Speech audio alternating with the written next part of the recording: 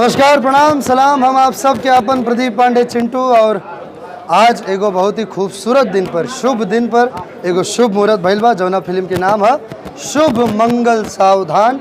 और काशी नगरी, वाराणसी के नगरी, महादेव के नगरी में ये शुभ मुहूर्त भइल बा। तो हमके तो एकदम इतना बढ़िया वाला वाइब आ रहा बा, अंदर से इतना अच्छा वाला वाइब आ रहा है, लग रहा है कि सब मंगलमय ही होने वाला है।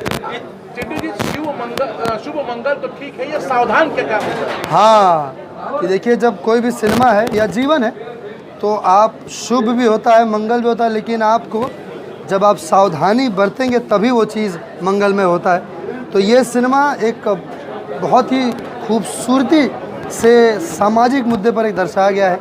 और कहानी इसकी बहुत ही कमाल की है। चूँकि इसके लेखक हैं वीरू ठाकुर जी, तो उन्होंने कहानी की रचना बहुत ही कमाल की है।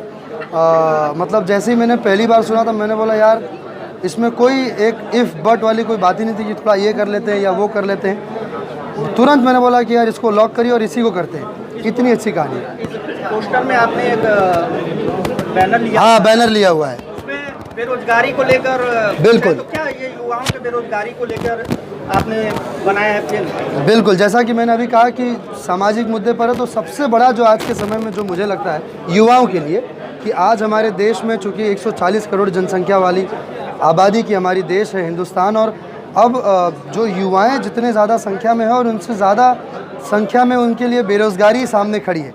तो वो बेरोज़गारी का जो उपाय है, वो चीज़ें वो हर कोई झेल रहा है, ख़ास करके सरकारी नौकरी के लिए। क्योंकि आज अगर आप हमारे हर गांव में अगर आप जाइएगा तो हर कोई सरकारी नौकरी के लिए जो प्रयास हो रहा है, फिर भी उन युवाओं को उनकी क्षमता अनुसार वो नौकरियां नहीं मिल पा रही है। तो उसी मुद्दे पर ये फिल्म का रचना हुई है कि सारी युवाओं के जो दिल की जो बात है, जो उनके दर्द हैं, उस दर्द को बयां किया जाएगा इस फिल्म में। तो सबसे बड़ा मुद्दा ही जो मैं पोस्टर पर लेके खड़ा हूँ, बैनर, मुद्दा ही है कि शादी के लिए सरकारी लड़की चाहिए और उसमें भी दहेज मैं दूंगा। तो हर बार तो चूँकि हमने सुना है कि दहेज प्रथा पर होता है, लड़कियों से दहेज लिया जाता है, प्रताड़ना की जाती है वो। बट इस सिनेमा में जो लड़का है वो खुद मांग कर रहा है कि मुझे सरकारी नौकरी वाली लड़की चाहिए, चाहे उसके लिए दहेज देना पड़े तो दहेज भी मैं ही दूंगा। एक फिल्म आई थी बॉलीवुड की, शुभ मंगलम सावधान जी। क्या उसी तरीके का कुछ कंटेंट देखने को मिलेगा लोगों को? नहीं, बिल्कुल नहीं। वो पूर्ण रूप से एक अलग कहानी थी। ये पूरी तरह एक नई कहानी है, जैसा कि मैंने आपको भी बताया भी। जो बात आप लोग समझ भी गए होंगे जो पोस्टर पर लिखा हुआ है, तो कहानी का रूप कैसा होगा, कहानी का आधार कैसा होगा, तो इससे उसका कोई मेल नहीं है। टाइटल से इसीलिए क्योंकि ये जो टाइटल है इस कहानी के लिए बिल्कुल परफेक्ट था। जो हमें चाहिए था, जो शीर्षक चाहिए था, वो इसके लिए इसीलिए रखा गया। बात की जाए सिनेमा हॉल में अब लोग कम जाते हैं, जी। OTT पे ज़्यादा देखना पसंद करते हैं। तो उन लोगों को क्या कहना चाहेंगे जो सिनेमा हॉल न जाके घर पे बैठ के OTT देखना चाहते हैं? अब जैसे मैं बात बताऊं, जैसे भी अभी मेरे सामने स्वरूप आप एकदम साक्षात खड़े हैं। तो पहले जब हम देते थे तो कैमरा होता था, आप आज मोबाइल पर हैं। तो आज टेक्नोलॉजी इतनी बढ़ चुकी है कि अब सबके हाथ में बहुत ही अच्छे फ़ोन्स आ गए हैं, एडवांस फ़ोन आ गए हैं। तो सारी OTT प्लेटफॉर्म्स जो सारी उपलब्ध हैं, अब सारी फिल्में उनको हाथ में देखने को मिल जा रही हैं। और चूँकि उसका सबसे बड़ा मैं कारण आपको बताऊं, तो सिनेमा हॉल ना जाने का सबसे बड़ा कारण है सिनेमा हॉल खुद।